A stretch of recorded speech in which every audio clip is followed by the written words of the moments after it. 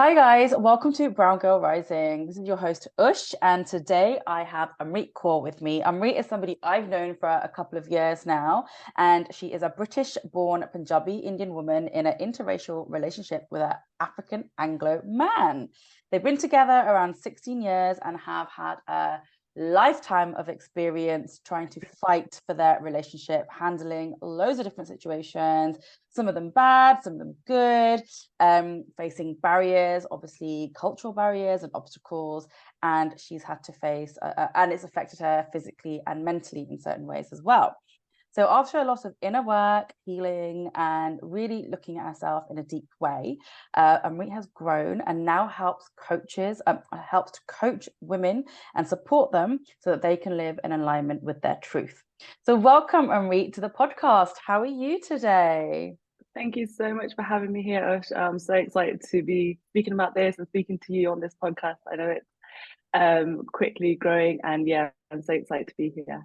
Oh, I'm so I'm happy really to have good. Enjoying the sunshine that we have here in Coventry at the moment, but I know it won't last this England. Yeah, I mean, I've been in Bali for a few weeks and everyone was like, it's raining, it's raining, it's raining. I come back and it's beautiful and sunny. And I'm like, okay, so I brought the You sun brought with the me sun from back. Bali. Yeah. Yeah, I did. All right, so Amrit, the first question I'm going to ask you today is, what does it mean to you to be unlimited? I love this question, and it's an amazing word, unlimited. Like, even the word, when you say it, it's just limitless, isn't it? You don't Yeah. have anything that's stopping you, or the word like can't isn't in there. It's just like, for me, it's my business's motto. So it's live the life you want, not the life that you were told to live, which is, Mm, you know, what I really want women to do. It's like, just do what you want. And I know it's easier said than done, 100%, because I've tried to do what I want at times. I'm like, I can't do that, or no, no way, it's impossible. But being limitless, unlimited is like, you can literally apply yourself and do anything that you want to do. And that's why confidence is a massive thing in my coaching, because I feel like if you have the confidence to do something, if that's behind you, then you really don't doubt yourself. Like, once I have the confidence to do something like this podcast, mm, if you asked me to do this a year ago, I would be like, no, sorry, I mm. can't do it, because I didn't have the confidence in myself to sit here, speak to, even though it's just you and me and we're on this Yeah. podcast, I know I wouldn't have the confidence to do it. But because I've grown and been through that journey of, right, this is how it is, this is how, you face this fear, you are, going through that kind of spiritual healing, personal development journey, that I think is what. Yeah. I think I lost you there, but I think you were saying that's what you feel being unlimited is, yeah? Is about, yeah. Amazing, amazing. Yeah, I did lose you for a second. But okay, so I love that. Live the life you want, not the life you were told to. I think that's a really beautiful thing because as a British-born Indian woman with parents who have come across from India and they've been colonized, they've come here to literally like give us a better life. And then, for us to be like, oh, I'm not going to live the life the way you want me to live it, Mm. it hurts them, but actually we've got to do it for us, right? So can you tell me a little bit about kind of your journey? Because you've been with your partner for 16 years. He's obviously African, Anglo. Yeah. So can you tell me about how you met, your love story, and kind of how you decided that this was the person for you and that you were going to live that life that you wanted with this man? Okay. So Lewis and I met in school. So we were 17 at the time. We were in secondary Wow. school. Yeah. Um, we were both in sixth form, Hmm. and high school for the people who don't know what secondary school. And yeah, we didn't know each other. Like, we'd never met through our secondary school journey before that, which is really weird, because it's not like a massive school. But as soon as we did like meet and started speaking, we just clicked, Yeah. and it was just easy. It was like, I felt like I knew who he was. Like, I felt like I'd known him forever. It Mm, wasn't like uncomfortable, or it wasn't like weird. It was just a lot of fun every day, like having banter and laughs. And when you're at that age, it's always about like, just messing around and things like that. And it quickly kind of, I realized my feelings kind of grew quickly towards like really liking him, and I was like, okay, what is going on? That was scary actually, to be honest, because he's black, Yeah. and I've been told my whole life you're not allowed to be with anyone outside the community. You're not allowed. Whites maybe we'll see, Yeah. but no blacks and no Muslims. Like Yeah. that was So, what we were told. I mean, no BMWs was a thing for me as well. Yeah, Do you remember that? And then all yeah, of a sudden it became no BMs, and you're like, yeah, okay. yeah. Okay, then. So yeah, so I was just like, oh shit, what's happening? But it, and when I explain these like these feelings, they are not in my control. I That's how it was. It was like I fell, and I fell hard, and I fell fast, and we just gelled. And what I the thing I call it is a soul connection. I feel Yeah. like our souls connected. Like it was inevitable. Like I couldn't do anything about it. So that happened, and then we realized we really liked each other, and yeah, we got together, but obviously in secret, as you do in those days. And I still think people actually do that now. Yeah. And Even as my parents, adults, people yeah, still get that's together in secret, right? yeah, yeah. Like I've spoken to a few ladies who have told me their relationships, and they still haven't told their parents. So yeah. Mm. And then unfortunately my parents found out about us. Oh, you didn't tell them, Um, they just found out. this is so bad. So basically, I had a love bite on my neck. Oh, okay, you girl. And obviously I was wearing high neck like tops for ages, but then I had to go to the gurdwara, and I was like, oh shit, how do I hide this now? So basically, I had my chutney, like my dupatta around my neck like that, and it fell in front of my dad, and I was like, oh crap. And he And he was like, saw. yeah, and he was like, what's that? And I was like, I made up some like lame excuse, like I got hit by a ball or some weird thing like that. Obviously, my parents aren't dumb. And then literally they sat me down, and it was the most like one of the worst conversations I had in my life, where I was literally just like, I just remember crying a lot and thinking, oh my God, I've upset them, I've disappointed them. They're Mm, so ashamed of me. Like, I why did I do this? There's a lot of negative feelings. I remember that. mm, And they didn't shout at me or anything. They were just like, look, you're not allowed to do this. Your studies are important at this time. You're going to university. Just concentrate on that, and just yeah. end this little thing that you think you have. They just thought it was like puppy love. Can I ask, So at that point, did they know that he was a black boy? yeah, Oh, they did. Oh, so their reaction wasn't actually too bad. because I think it's because they thought, oh, it's just a thing, like she'll get over it. It's just a teenage thing, like she doesn't really know what she's doing. Um, and to be honest, yeah, it was only my second boyfriend at the time, so I hadn't like been with a lot of guys and stuff at the time.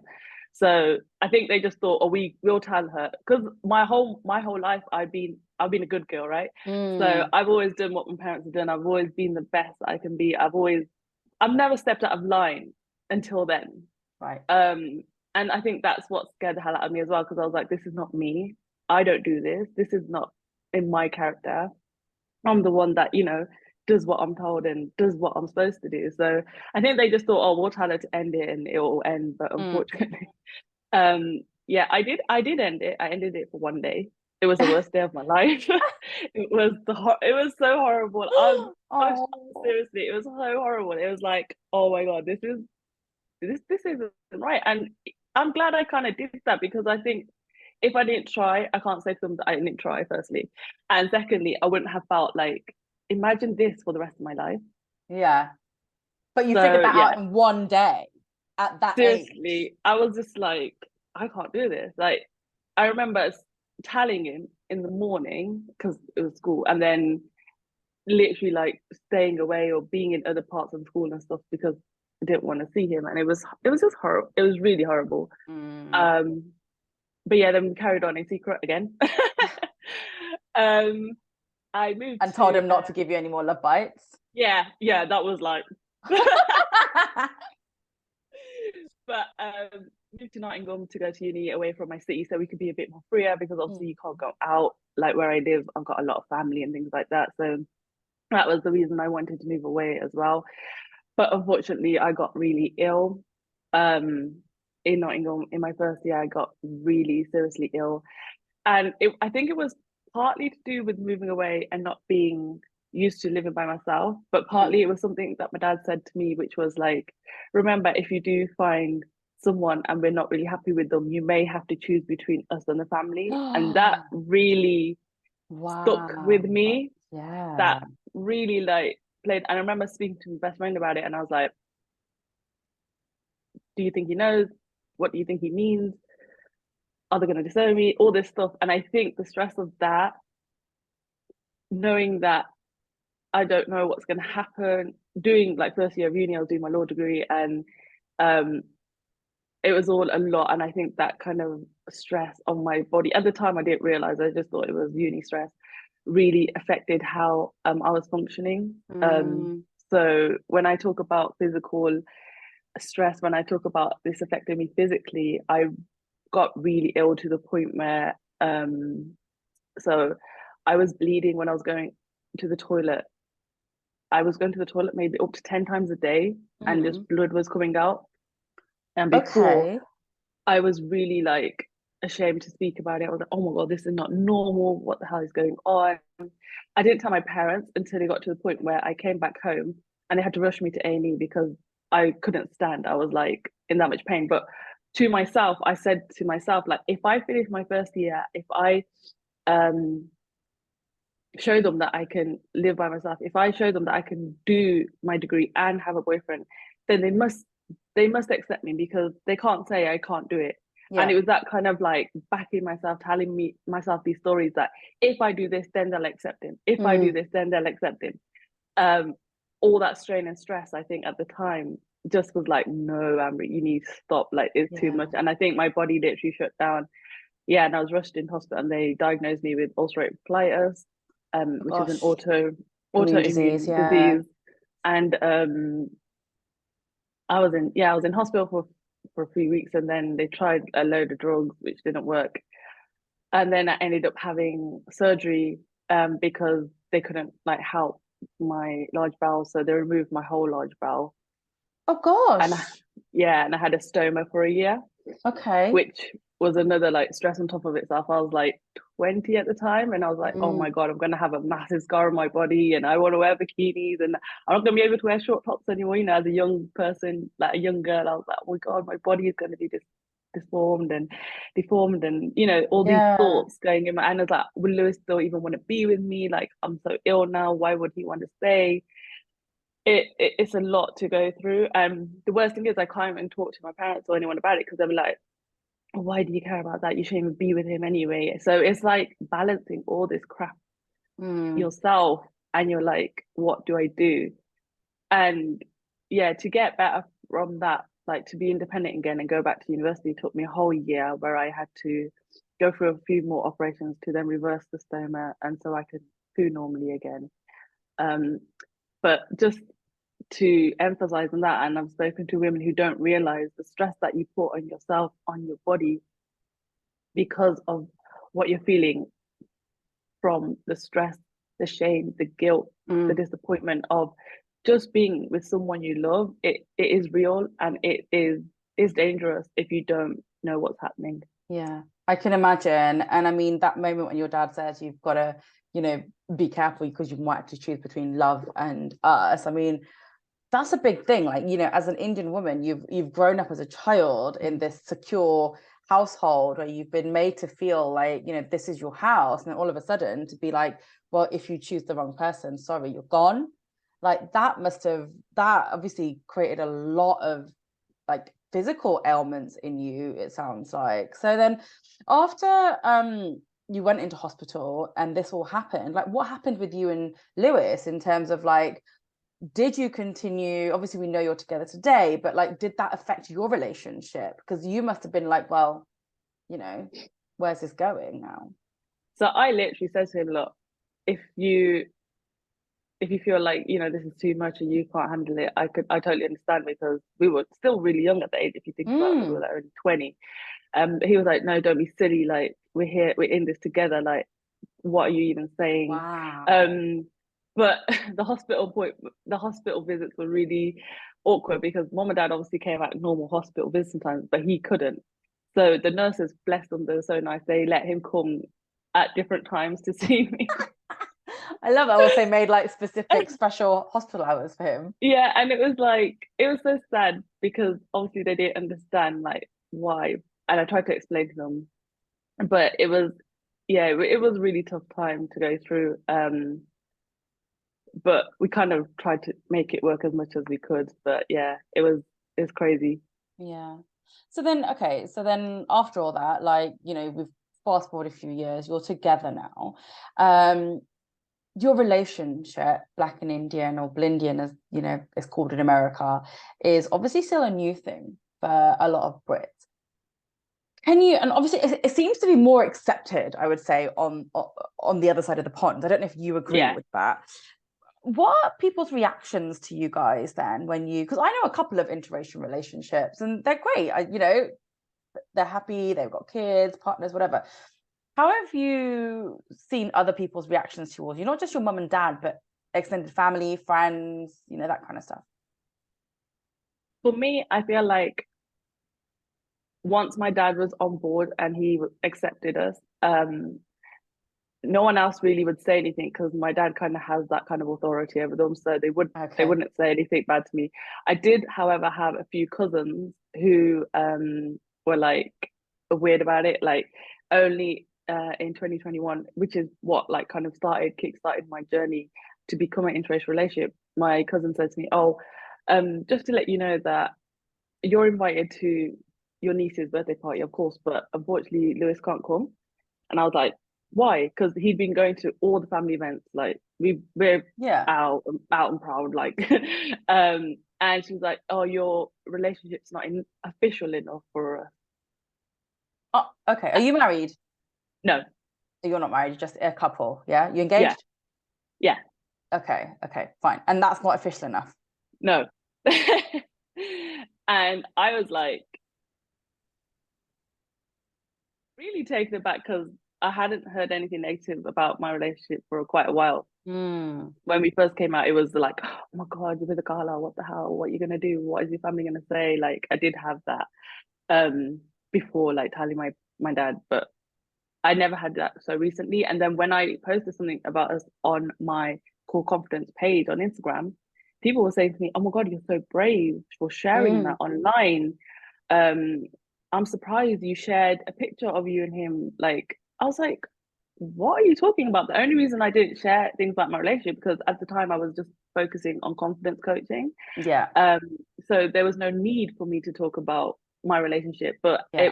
I think it was our anniversary, and I just wanted to celebrate it. And people coming back and saying like these weird comments that I wouldn't have assumed people would say in 2021, Yeah. basically. And that's when I realized, oh, there's still this stigma, there's still this taboo, this problem attached to these kind of Mm. relationships, this negative Mm. perspective, which is really sad. And that's what really made me go down the rabbit hole of interracial relationship coaching. Wow. So how did those comments actually affect you in terms of their negative perception? How did they affect you and your relationship? They didn't affect my relationship, but they Okay. affected me more personally. Like, I was shocked. Mm. Surprisingly, I was shocked, like, because for some reason I'm so used to being around people that love and accept us now, that I stupidly forgot the world isn't like that. And I think that that was something that really slapped me in the face, to say, Mm. maybe that was my wake up call to say, Amri, it's not like that everywhere, and you need to help these people. Because yeah, it's great that you're living like that and people around you understand it, but a whole lot of people don't. And there's a whole Mm. lot of hate out there. And I Mm. really think that's where my purpose and my why really changed and aligned with me. And I was like, okay, I get it now. This is what I need to be speaking about, because Mm.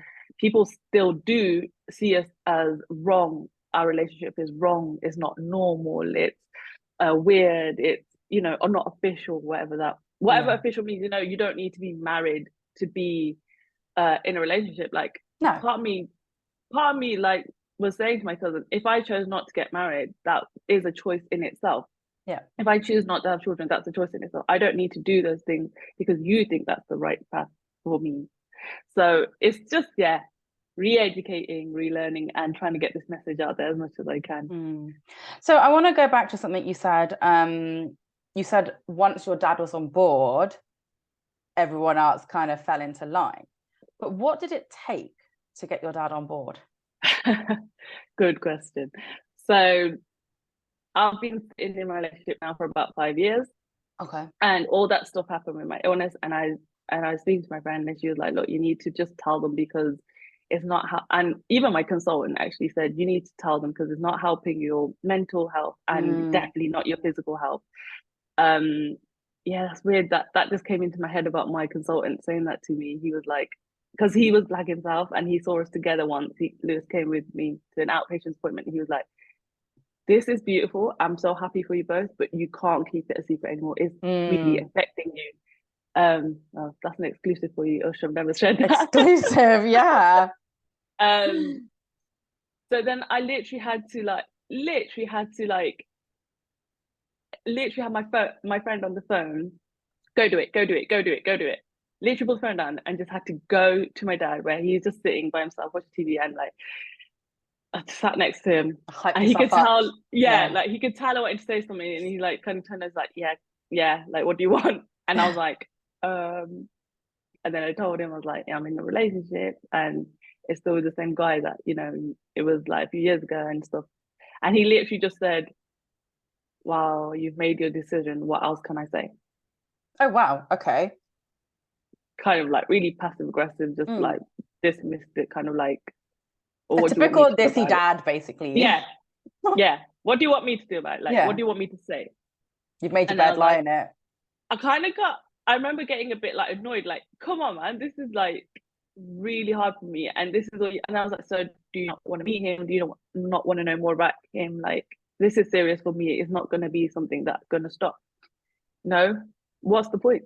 You've already made your decision. It's got nothing to do with me. And I was just like, okay, fine. And I knew that he'd shut down and there's no point me saying anything else because I was going to get just riled myself up and then he wasn't just going to carry it. So I just walked away. Okay.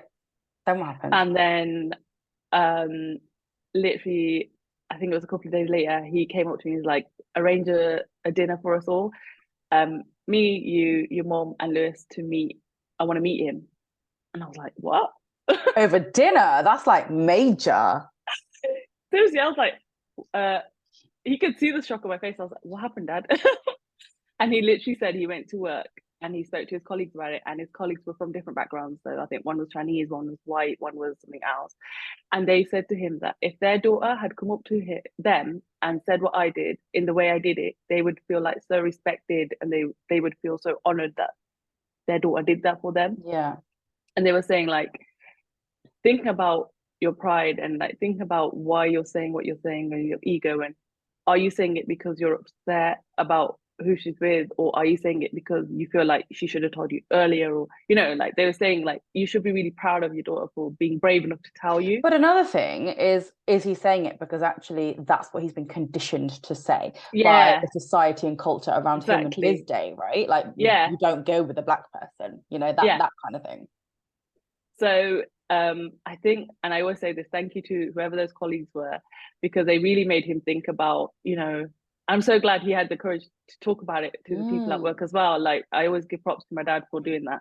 And yeah, he came back and he's like, arranged the meal, and then the meal happened. And then from there, he was like, yeah, he's really nice, actually. He's great. And slowly, it just developed from there. Yeah. So he also saw kind of his soul rather than kind of his outer, which is beautiful. And I always knew, like, once you meet Lewis, like he's that kind of person you just get on with. He's got that kind of personality. So I wasn't worried about them meeting him because I knew, like, once they met, they would love him. But that day, I was like, Lewis kept saying to me, "You have to be less." He's like, "I'm supposed to be the nervous one. I'm meeting them for the first time, and you're the one who's the nervous wreck." Yeah, one of the most nervous days of my life. But it went okay. Like your dad was respectful to him, and the other way around. Okay. And your mum, how did she take it? She was just like, she's more like, happy go free kind of thing. So she's kind Okay. of like, yeah, he's kind of cool. I mean, Lewis's family and their side are more like a huggy kind of touchy Yeah. family where I like we are, but it's kind of like not with strangers. So at the Yeah. time, I just said to him, go in for a handshake, not a hug yet. Yeah, okay, fair enough. So let me flip this script a little bit. So we know how now, it was for you in this interracial relationship, but what was it like for Lewis? And how did his kind of parents, culture, everything how did they how do I put this? How did they kind of come to accept you and Lewis as a couple, and you being an Indian woman, and him coming kind of out of his own culture as well Mm. to be with you? I mean, I never, while we were going through this, I never even thought about, oh, how is this affecting him? And it was only Mm, through doing chats like this I actually sat down and asked him once, like, how did you like manage to be with me with all that craziness going on? Like, how did that make you feel? And he was just like, I knew we were meant to be together. I knew, you were the one, and I just knew I had to do whatever it took for us to do mm, that. And he was, I do have to admit, he was really sweet. He was really patient. He was really calm.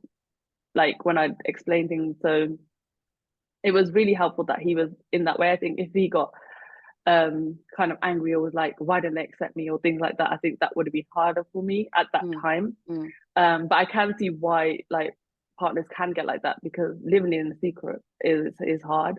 With his family, they were really accepting. They've got a lot of interracial relationships mm, in their family anyway, so a lot of um black and white relationships.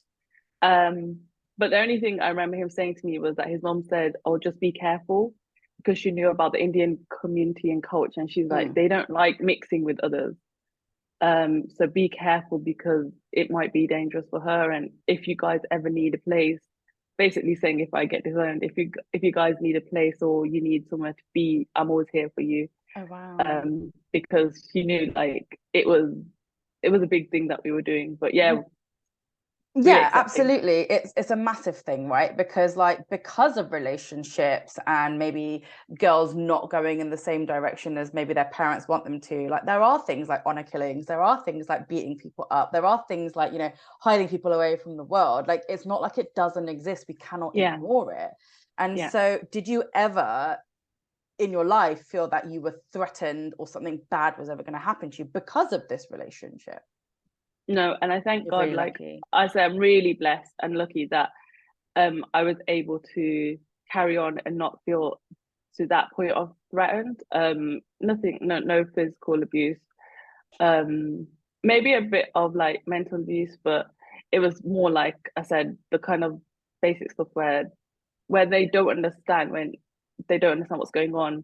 It's kind of like, well, what are you doing? You're going against the norm. This is not Mm, right, and mm, it's that kind of thing. But yeah, you're totally right. There is still this big um this big negative stigma around these relationships where people think they have to go to the point of like say honor killings and things like that. I remember going to India one year and while we were together and one of my old school teachers was really scared that they were going to get me married off in India oh because gosh, I was around okay. that age and they were like, no, you can't go. And I was like, my family are not like that. It's fine.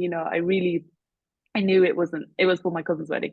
But you do hear about things like that where Yeah. you go for a wedding and then the person never comes back or they come back and they're married or whatever. So yeah, I do remember like they were like, oh, tell us where you're staying and tell us like Mm, information. So if you and at the time I thought it was funny because I was like, what are you talking about? Like my family would never do that. But hearing stories and seeing like doing research around this topic, it is real and it's not funny and it's really dangerous. So yeah, I think like the more we talk about it and try and normalize these relationships, it mm, is really important for people to see that it's not just you bringing shame on the family, like loads of people are doing it and mm. it's not something to be ashamed of. Yeah, amazing. So would you ever take them to India with you? And have Yes, you? I would love to. No, we haven't yet. I would love to do that because I really want to do like see some of the gurdwaras there and just show him Mm, like Amritsar and things like that because it's important to me. So yeah, we would love to do that. It is on the bucket list. yeah. How do you think your family would react if you took him to India or when you take him to India? Like your I hope that extended they family? I my immediate family, I hope that they come with us. It'd Yeah, be nice if they came. Um, I don't think anyone would say anything to me anymore. Like I said, it's been a few years now. yeah, So if anything would have happened, I think it would have happened ages ago. And if yeah. someone does say something now, I come at it from a different angle because of my coaching, because of everything I've been through. It's more for me of a, "Oh, why do you think that? I wonder where that's coming from," kind of So that thing. You know what I mean? Like yeah. it's like, why are you having to say that? Like, where's that belief coming from? What is it in you that's triggered that? Triggered Yeah, why's my relationship triggered you like that, right? exactly. What's it Yeah, got to do with you? So yeah. you're coming at it from a more powerful perspective in terms of you are solid in your relationship, you know yourself, you know your yeah, that's incredible. I mean, to say there are still idiots out there who just spout nonsense, and that's always going to happen. Yeah. And as much as you try to like negotiate, compromise, or Mm. try and explain things, they're still just going to be. You got to just leave those people and just walk Yeah. away and be like, okay, that's your opinion. Yeah. You And carry on living. are you finding you're still getting some like hate on your Instagram or social? Yeah, You are? Okay. yeah. I mean, one thing I got commented on was like, oh, why would you want to be with a black person? You'd either want to be with a white person or a Sikh person. And I was really confused because I was like, What do what? you mean? So yeah, they sometimes they don't make sense, but yeah. Yeah. Okay. Okay. So I want to we were talking about cultures before, like in terms of how you guys integrated. Does Lewis take an interest in your culture as a Sikh woman? And do you take him to Gurdwara? Does he need to come back? All that kind of things, because yeah, if you marry, like how does it work? So we spoke about this a few years ago when I really started going more deep into my Sikhi and my Sikh journey. Mm. And we both always say we respect each other as individuals, as independent people, and as a couple. So independently, he's Roman Catholic, that's his religion. I'm a Sikh woman, that's my religion. And we will both go down our own path. Like he is more spiritual as well, so he Mm. has other different beliefs, and so do I. I don't really think that you should have to change someone to Yeah. be with them. So Mm. if he does want to do more things to do with Sikhism, like whatever, like a lot of things in Sikhism, like meditate, nam jap, Yeah. and things like that, which is fine. But I would never like force him. And I think the beauty is we do both. So yes, he's been to gurdwaras and he's experienced that and had langar, and I've been to churches, and his brother got married in a beautiful church. It was really nice. Mm. Um, so yeah, it's like integrating both the cultures together. He loves a lot of the things that we celebrate, Bandi Jod, Divas and Diwali and Vaisakhi and things like that. Mm. And it's really nice explaining these things. And then we are hoping to get married soon. So we're still looking to get married in the Gurdwara and then explaining what an encourage is. I've done that to the point where he understands why we're doing it, which I think is really important because I know what it means. And I think it's important to know why you're doing what you're doing and Yeah, not just doing it absolutely. for the sake of it. Absolutely. So I've had a lot of conversations with Amritari Sikhs as well about this. And I've said, to the point where I really want to respect the religion, but I also feel like it's a really big part of my path. So Mm. it will feed into my relationship and to my children and my family, whatever happens. But yeah, I think we've learned to communicate in a way where it's like, this is my thing, this is your thing, but this is our thing as well. Because Mm. as people, we are two totally different people as well. Like Yeah, of he's so course. sporty and he likes, he does his basketball and he does all that stuff, and I'm more like academic and things like that, like reading and things like that. So yeah, it's really nice when we come together and we're able to celebrate each other's culture. Like obviously they celebrate Christmas and Easter and things like that. So growing up in England, we do that anyway. So it was Yeah. just nice to Yeah. see that from their perspective. But yeah, Yeah. it's been really nice. Like and Amazing. living in Angola for a bit, I've been able to see how his family how they like celebrate things there, and they do it really big, and it's really Mm. nice. And Mm. what I found is that they're so similar to how my family is. It's crazy. Yeah. It's so crazy. It's like they have a massive family. I have a massive family. Yeah. They are loud and proud, and support each other and have it's the same with me. Like I have a massive family, loads of cousins, loads of aunts and uncles, and Yeah. so it just felt like the only difference was that they speak Portuguese. So part of the time it's just Portuguese. Oh, yeah. wow. So Okay. Angola was colonized by the Portuguese. Ah, So yeah, that's their national language, and um, that's literally the main difference between like us and them. yeah, yeah. And It's it's like, true. Yeah, completely. It's completely true, right? So you watch things like My Big Fat Greek Wedding, and you're like, yeah, they're exactly like an yeah, Indian family. Like, seriously, my partner, my ex-partner, sorry, was Filipino, and the way they were with family and all of that was exactly like his mother was a very matriarchal mother, very similar to mine, and it was just like it's exactly the same. It's just that we're a different color or we're different religion, right? So it's so beautiful that you can see similarities in both your cultures, both your families, and you can bring that together. So here's a question for you: like when you get married and you decide that you want children, how are you going to bring up the children? so I get asked this all the time, and I've asked other people this in mixed relationships as well. And for me, I think it's really important for them to know both. Yeah, So both parents' cultures, both parents' religion. And then I said, when they get to a certain age, when they understand like a bit more about life and stuff, I'll just let them do what they want. So they might not be Sikh, they might not be Christian, they might not choose something else or yeah, do whatever they want. Or I think for me, it's important to have that foundation there about you knowing what my background is, what my cultures are, what yeah, where I've come from. But then it's also important to be like, okay, maybe I want to do this now, or maybe this is like what I feel like I want to do. So for me, I think it's more about educating and bringing them up. Like of course, I'm going to be watching Hindi movies with them as well, and I'm going yeah, to be, listening to Bhangra with them as well, yeah. and R&B because I love R&B music, and it's all like integrating both cultures so they have Mm. exposure to both, and then they can choose. Mm. But it's interesting, isn't it? Because you say like you listen to Bollywood and Hindi music and Bhangra music, and then you've got your R&B, and then you've got this and the other. The thing is, as British-born Asians, we're doing that anyway. We're Yeah, so ingrained in that R&B culture, which is a black culture, yeah, and we go out, we dance this anyway. So it isn't like it's something different, right? It's not like you're exactly. going to do something you wouldn't do And anyway. it's funny. Oh, am I back? No, you're back. Yeah, I was gonna say it's funny you mentioned that because when I was growing up, I'd always be told, "Oh, why are you listening to this black people music? Or why are you doing this black people stuff? Or why?" And I never like understood that it was black people things. I just understood that this is amazing music. I love it. I vibe with it. I like it.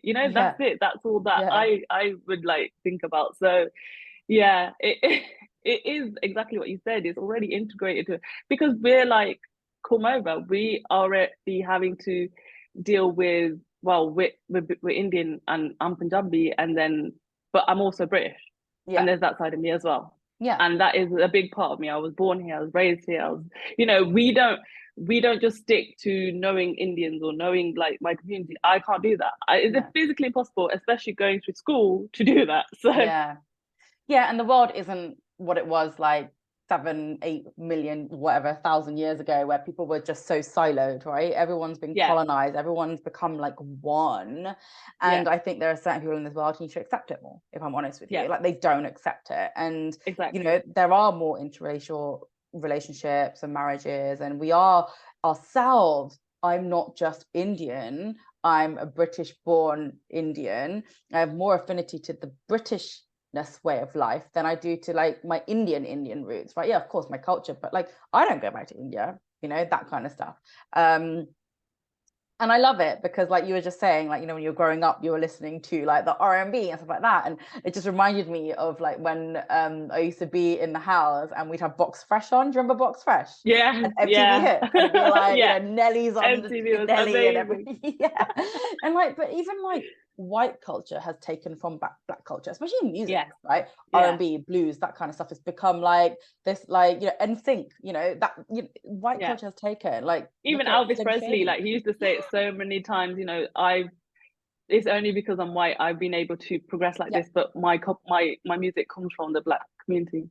Exactly, exactly. And it is amazing how people are able to bring those two things together. So, okay, so I know that we've been going for quite a while now, and I like to keep these quite short. But the last question I want to ask you is, what can you advise to, say, somebody, you know, who is going through the process of introducing their interracial partner, or the partner of a different race, to their parents, to their family, to their extended? What kind of advice can you give them? Because obviously it's a deep thing to do something like Yeah, that, right? So it scary would be a thing. scary thing for me to go and do that, right? So how would you, I mean, oh, yes, I introduced my ex James to my partner, to my parents. That wasn't so scary for some reason. But I think because he wasn't a BMW, maybe that's what it was. Mm. I don't know. And he was Filipino. But so how can you give us kind of a little bit of advice on how would you go about doing something like that? This is a great question because this is a question I always get asked, especially when in clarity calls or just speaking to women about interracial relationships. And this is why I made my free video guide, the mastered method, Mm, because I know that this question was what, and I spoke about it earlier, was what terrified me to do and took me so many years to do. yeah. So basically, um, I would really, like, you have to prepare yourself, and literally like the master method is 8 steps that you can go through to prepare yourself. But the Mm, the main thing I would say is be kind to yourself. Um, realize, like, kind of realize that it might not always go the way you think it will, and it might it, the first response might be negative, and you might have to go back mm, and revisit.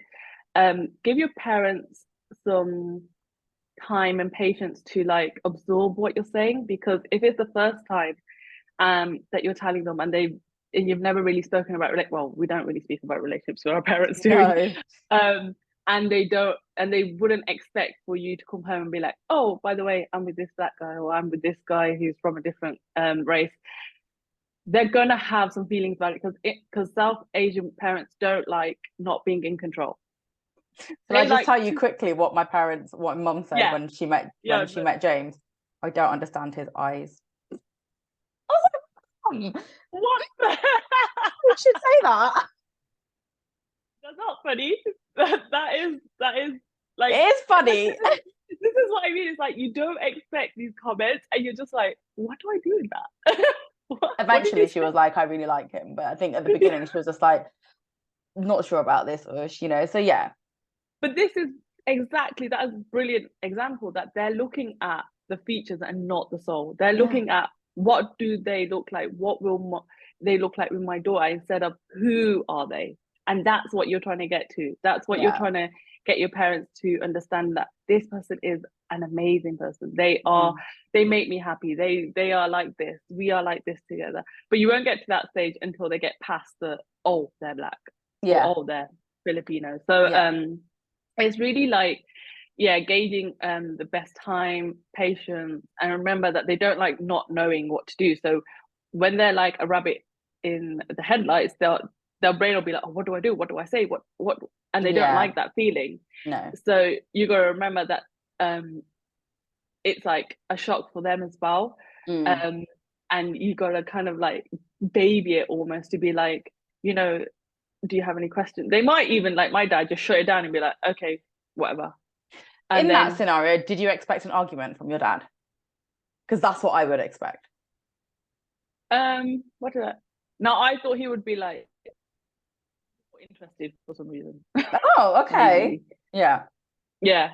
And I think I got annoyed when he didn't, because I was like, because I think for me it's like being the good girl. I was like, I've done everything for you my whole life, why can't you just do this one Mm, thing for me? mm, And mm. then, I even did my law degree for you, I even did this for you, and it's like that, I shouldn't be doing it for you, I should be doing it for me. Yeah. And it's that kind of learning, like, why was I doing it for you, why was I doing it for them, why? So Yeah. that's another whole topic. But Yeah. yeah, just really think about where they are as well. Like, timing is a massive thing. Don't do it like if you're in the middle of, well, try not to, as much as possible, do it if they're really busy, or it's like a busy occasion. Yeah. Because I really do think they'll need time to reflect. And if it does go sour, like really bad, like physical abuse, or really like verbal abuse, take time away from it, because you both will need time, because remember, you're gonna get affected by that trauma as well, and then reapproach it. But yeah, my master method is free. That's why I made it, because I know this is a massive thing that people go through and need help with. Yeah. So, I mean, if people want to work with you, how do they find you? If they just want to do a clarity call, just to kind of get something off their chest, how do they find you on all the socials, etc.? Yeah, so I'm on all socials. It's at Kaur Confidence, Kaur, and you can find me. I've got my website as well, kaurconfidence.com, and you can literally DM me. My DM's always open, and ask for a clarity call, or you can go via the link in my bio and book a clarity call. Yeah, and like I've mentioned, I've got the master method, which is a free guide for anyone who wants to have that tough conversation with their parents, because I know how hard that is, and I really think that information should be out there for everyone, so that they can do that really important conversation. Yeah. This has been really enlightening for me, and I've really enjoyed our conversation. So thank you for being here today, and taking the time to join us on Brown Girl Rising and show us how you've been rising. No, thank you so much. Like I said, the more we talk about this, and the more I can get the message out there to try and normalize these relationships, and that I could show that there's reasons why your parents, and you mentioned a couple of times generational trauma and things like that, why they react the way they do, and how we can try and educate and move and navigate with that. That's my main purpose. So if I can try and get these relationships with as many people as they can, loving life like I do in my relationship, I'm so happy with how I am, then that's like my main purpose. Amazing. And let's just say it's always worth fighting for love. Yeah, 100%. I mean, I always think of that quote, is it better to love a lot than to love at all? And I really do think, to fight for it, it is worth it, as scary as it is. Yeah, amazing. Guys, I want to thank you for joining us on this podcast too. And you can always, as usual, follow me on I Am Unlimited Urvashi or browngirl.rising, and I will see you on the next podcast. Bye.